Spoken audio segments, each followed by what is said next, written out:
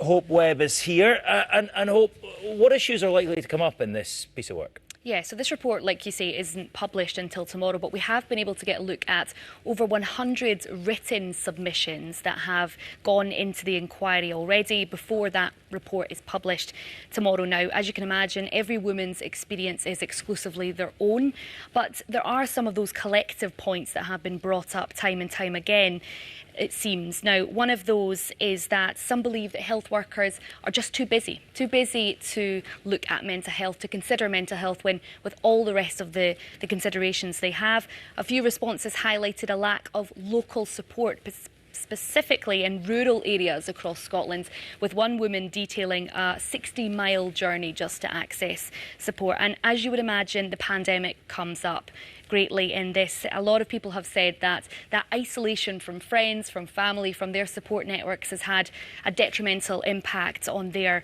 recovery. And we've been speaking to a few women about this, and you're going to hear from one of them in a minute. And her name's Courtney. She lost her daughter Lillian during her pregnancy just before the start of the pandemic. And despite expressing major concerns about her mental health, she was put on a waiting list for psychiatric support. She reached 7 months on that waiting list before she decided to take matters into her own hands and to get private support. Now, this whole experience has had such a negative impact on her that she moved from Scotland to Shropshire just to start a new life, and it was asked to be put on a psychologist list, needing support in certain areas. Story there, absolutely devastating, but you know, as you were saying earlier on, everybody's individual story is completely devastating to them. But the term birth trauma covers much more than just miscarriage, doesn't it? Yeah, and it can be a whole range of experiences. And the second woman that we spoke to was Harry, and she sat down with us with her partner, Steve. Now, back in August, if I can set the scene, they were overjoyed. They were elated to be getting ready to welcome their son into the world. And Harry underwent a pretty regular procedure, a sweep, in order to induce her labour at 41 weeks, so 1 week past full term.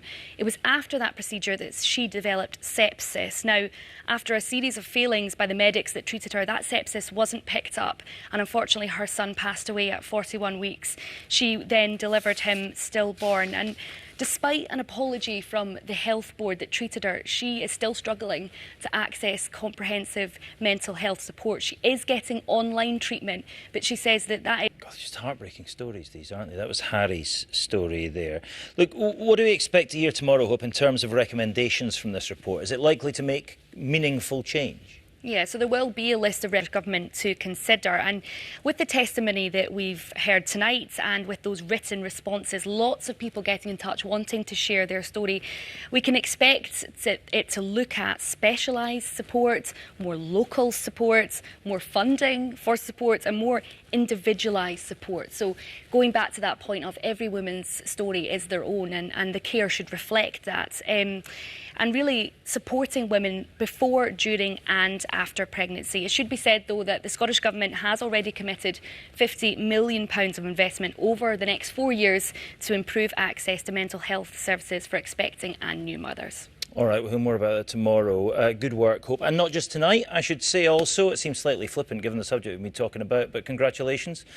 Last night declared Scottish Young Journalist of the Year by the Royal Television Society, and we're seeing some of that good hard work. Congratulations. We are very, very proud to have you on the team. Well done, you. Thank you, Martin. Right, you are watching The Nine, our top story tonight.